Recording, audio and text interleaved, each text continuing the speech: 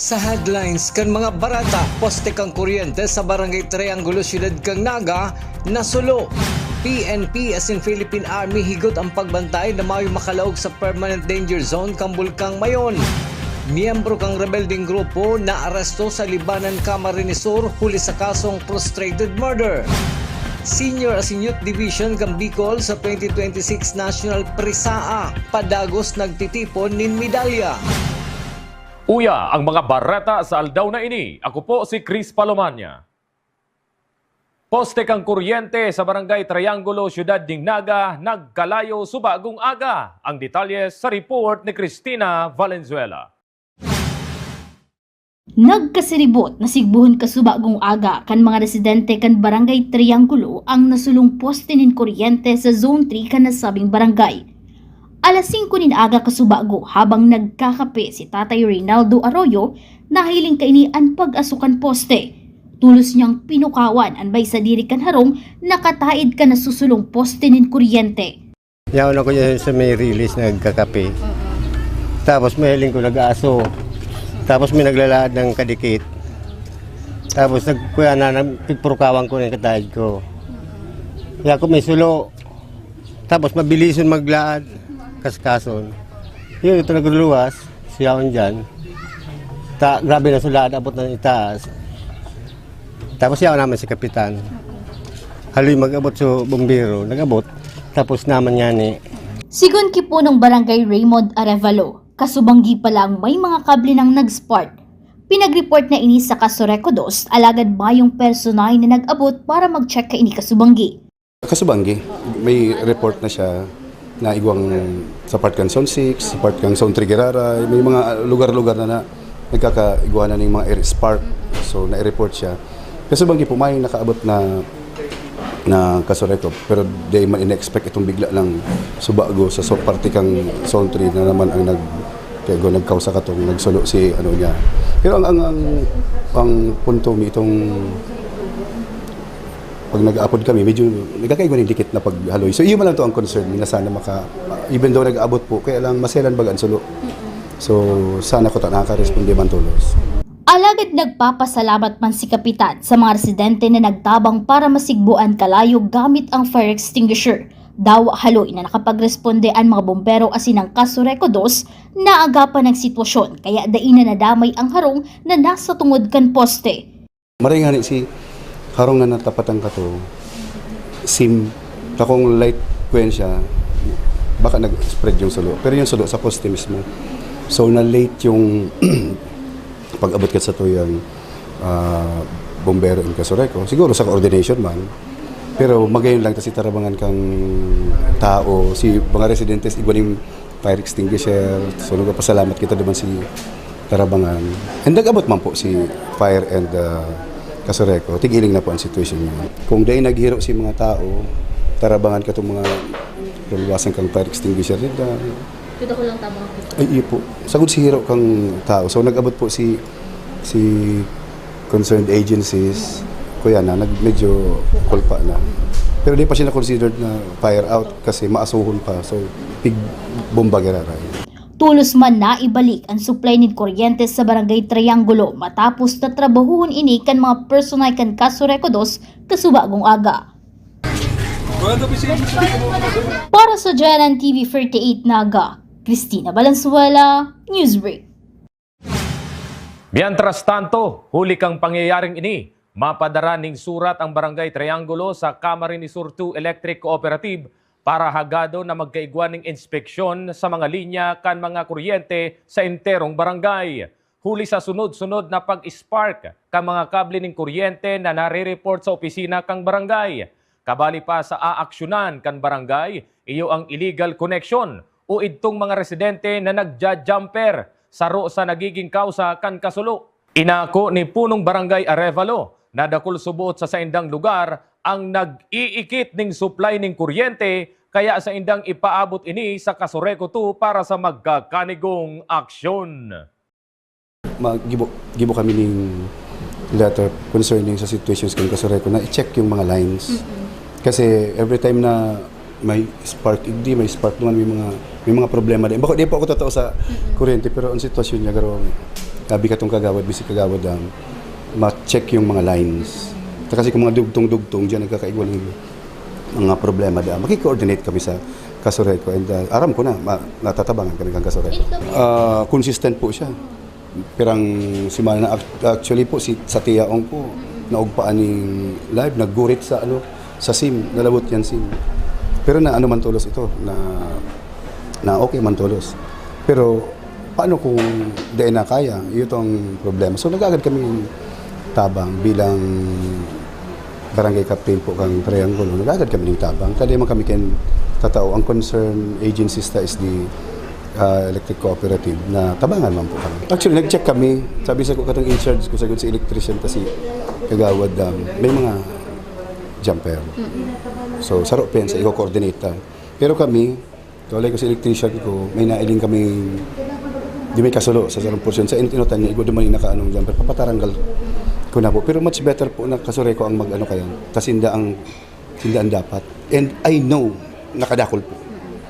Ako mismo, di ko yung piling ihambog, yan po ang katotohanan. So mapatabang kami again sa Inda. Padagos sa mga bareta, kinaulay ni Naga City Mayor Leni Robredo ang mga residentes kang barangay Lerma, siyudad ng Naga para ipaliwanag ang tungkol sa itutugdok na 5 mid-rise building na kayang mag-akomodar ng 320 pamilya, partikularmente si mga informal settlers sa lugar. Ang irarom kang nasabing itutugdok na edifisyo ang may hararom na kalot na kayang magtipo ng tubig uran na makakabawas sa pagbaha sa lugar. Antes magpuon ang patrabaho, iinuton muna si malilipatan kan mga apektadong residentes sa nasabing lugar. Pero ang pig-requesta lang, from the original design, pigpa-alter ta na cistern ang iraron, bakong tambak. Tang worry ta pagtambak, baka lalong makabaha sa lugar. So cistern, pareho kang Coliseum. Ang Coliseum, cistern man ang iraron. So ini, si 5 buildings, gabo siya cistern. Sa Lerma, sa likod kang IBM. Dagayang kang syudad na diin nagagamit dahil informal settlers ang yaon duman ngunyan dahil grabing bahaon. So perfect siya for mid-rise. Di mo nakaipuan i-evacuate ang mga tao. Tapos ilalangkawan siyang 1 Sa ibang issue, kontento si Mayor Leni Robredo sa plano na susunodon sa pagpakaray kang JMR Coliseum na dai pa man napupunan ang patrabaho. Ang irarom kang Coliseum igwang sarayan ng tubig uran asin mabubuksan subuot ang mga espasyo sa luwas huli tababaguhon ang mga bleachers. Dai pa man subuot mapupunan ang matrabaho huli tamayo pang malilipatan si mga nag-uupisina sa may JMR Coliseum. Pinag-abisuan man subuot kang syudad ang Palasyo Malacañang dapit sa sitwasyon na ini. Papigpupunan dahil makapasilipatan. Kadakol ba kayang offices ang nagagamit duman? Hinahalatang malipat sa dorm si mga offices na ma-affect. Same kang civic center. So pag natapos na ang dorm, ililipat na si offices, pupunan ta na ito. So ang tansya ta, 3rd or 4th quarter pa. Ibibiding ang Coliseum. Pig-inform taman si Malacañang dahil ang kwartahali sa Inda. Na data pa siya mapupunan mo niyan dahil si madi-displace nga ni mayo pang mapapadumanan. Sa sabuyang pagbabalik, miyembros kang rebelding grupo na may kasong frustrated murder, arestado sa Libmanan, Camarines Sur.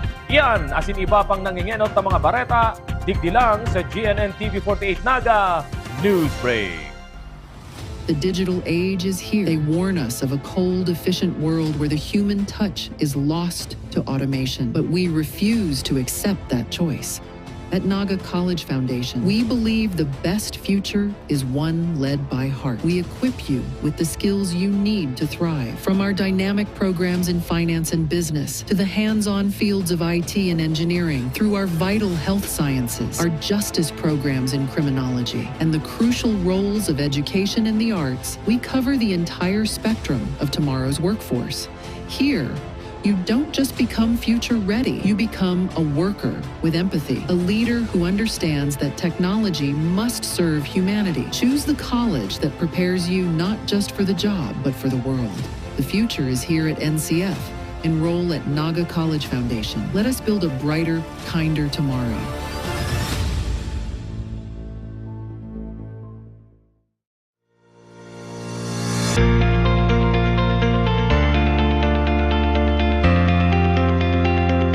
Naga College Foundation has built futures through learning. Today, we carry that same purpose into a new frontier where learning goes beyond the boundaries of the classroom, with technology helping students bridge between potential and opportunity. With the digital age challenging us to rethink what learning means, how can we strengthen our communities and shape generations of leaders who will carry the spirit of service and excellence beyond our campus? Digital transformation is not just about adapting technology for the sake of it. It's about widening the path to opportunity. Every learner can access the same quality of education with the same confidence to thrive in a fast-changing world. With the support of digital platforms and our partnership with Samsung, every teacher and student is now equipped with a Galaxy Tab A9 Plus. The single step has transformed access to learning, allowing classes to continue wherever our learners are, regardless of circumstance or environment.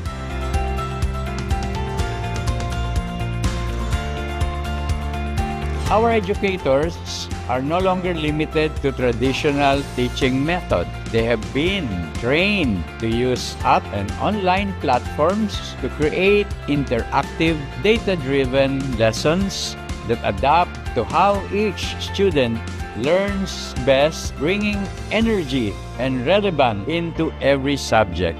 Students, in turn, are collaborating digitally across teams and disciplines, mirroring the very environments they will soon enter in the professional world. We have taken learning beyond the classroom, empowering teachers to inspire and students to lead by embracing technology and making tablets part of our curriculum. Our digital transformation is not simply an adaptation, it is transformation driven by purpose, guided by innovation, and anchored in our belief that education must always serve people first.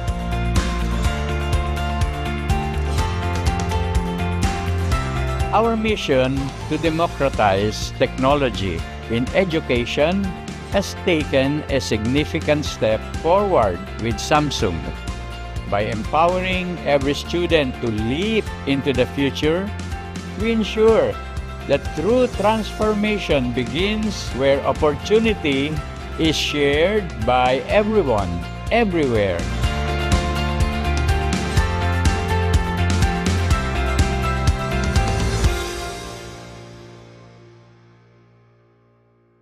The future is a race. At Naga College Foundation, we don't just keep up, we set the pace and we change the game. College of Business and Management, where ideas grow into enterprises. College of Teacher Education, shaping minds that shape the nation. College of Health Sciences, where compassion meets innovation. College of Engineering, designing solutions that redefine tomorrow. College of Arts and Sciences, fueling creativity, culture, and connection. College of Accountancy and Finance, empowering the economy through mastering numbers and market. College of Criminal Justice Education, protecting communities with excellence and integrity. College of Computer Studies, coding the language of the future. And with NCF micro-credential programs, you don't just wait for the future, you leap into it. Gain and demand skills fast, short, powerful, and flexible. Designed to fit your life and fuel your career. 8 colleges, endless possibilities, and micro-credentials to keep you ahead of the game.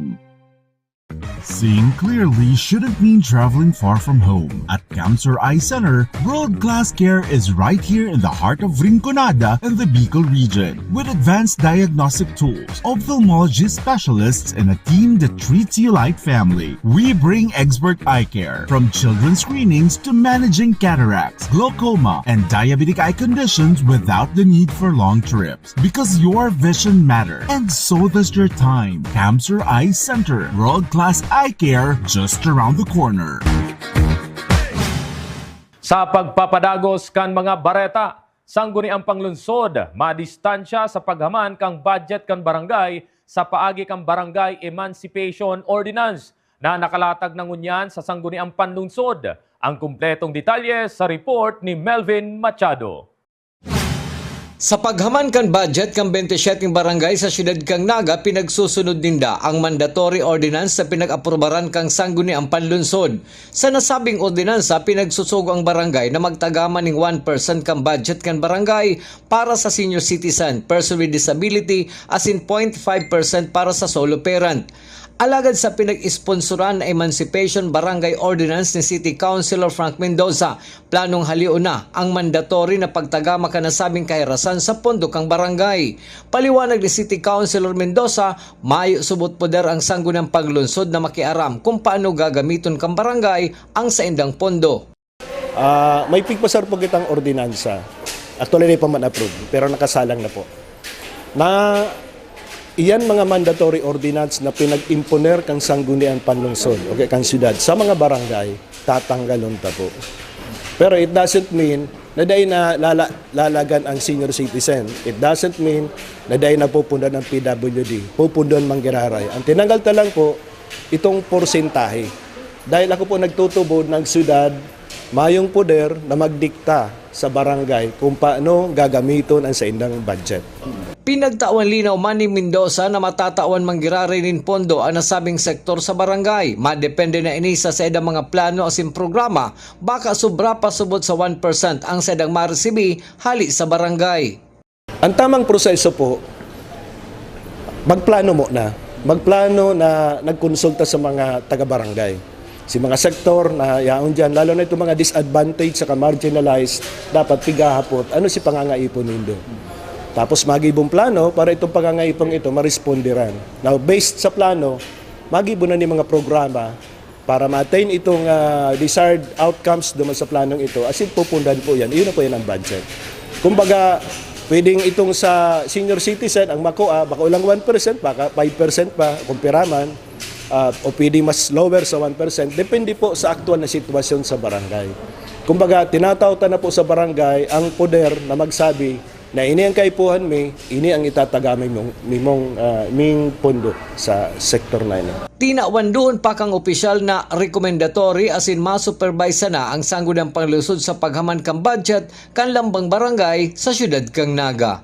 Para sa GNN TV48 Naga, Melvin Machado, Newsbreak. Mientras tanto, approve na sa sangguniang panglunsod kang Naga ang ordinansa na nagsusugo na daipagsingilon ng penalidad as in interest sa pagkakautang ang mga nagnenegosyong nag-aarkila sa mga stalls o pwesto na pagsasadiri kang syudad. Kabali na digdi ang mga stalls sa Naga City People's Mall, Bicol Central Station, as in Panganiban Avenue. Susugki City Councilor Mendoza, sarong paagi ni para matabangan ang mga negosyante ngunya na may krisis sa Pilipinas. Dahil man subuot apektado ang ingresyo kang syudad, hulita si penalidad man sana ang dae sisingilon sa mga negosyante. Kung sakaling dahil na nakabayad, as in pinatungan ng penalty poon sa Marso hanggang September 2026, ito po mga penalty, mga interest, tatanggalon po yan. Ang rason ta po, iyo po yan si relief na pigtaw po kang local government unit sa mga negosyanteng nagagamit nga sa tuyang property, pupilod kang syudad, ninhuli sa para mahinggaanan man sinda given any pong fuel crisis. Anyway, ito pong revenue kan city, dahil man maapektaran, ito mismong principal amount, okay, sa renta, dahil man ito tatanggalon. Ito lang interest and penalties, tatanggalon to. Sa police report, arestado ang 41 anyos na si alias Joven para uma asin residente kang Libmanan Camarines Sur na miyembro subuot kang kilusang larangang Guerrilla 2 Sub-Regional Committee 1 sa irarom kang Malenchica Mendoza alias Tibon asin alias Bitoy. Inaresto ang nasabing persona huli kang warrant of arrest para sa reklamong frustrated murder na may piyansang 200,000 pesos. Naaresto si alias Joven sa Sitio Bicol, Barangay Tinag, Libmanan, Camarines Sur, kansuugmang Martes. Sa ibang bareta, bantay sarado kang PNP as in Philippine Army ang border control post, mga checkpoint as in checkpoint sa mga pangenot na agihan na pasiring sa Bulkan Mayon. Higot na pinagpapasunod ang pagbabawal sa paglaog sa 6-kilometer permanent danger zone. Huli kang padagos na pagbuga kainining pyroclastic density current o uson. Nagkukundusir man ning pagpapatrolya ang PNP para masigurong mayo nakalusot sa saindang inilatag na border control, urog na ang mga turista, hikers, paraoma, ATV riders asin iba pang gustong magrani sa bulkan. Sa ibang bareta, basketball program kang Bicol, papakarayon sa paagi kang mga aktibidad asin programa kang Bicol Basketball Training, katuwang ang National Basketball Training Center.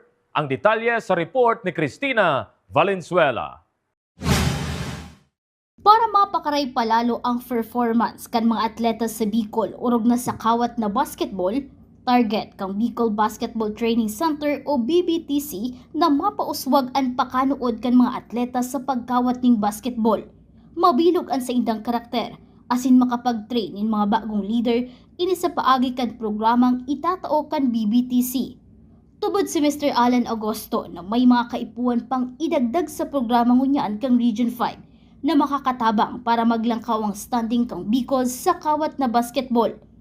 Pinag-istoryaman kaini kung paano nabilog ang BBTC na ngunyan opisyal ng kapartner kang National Basketball Training Center o NBTC. Nag-conceptualize kami ng program, paano ba natin ma-address yung weaknesses ng ating basketball program sa Region 5. Kasi kung titingnan mo ang performance natin, hindi naman natin masasabing mababa, pero hindi natin ma-meet yung expectation na nakararami, lalo ang ating mga stakeholders na umangat ang ating standing pagdating sa palarong pambansa, sa national PRISAA, and anything.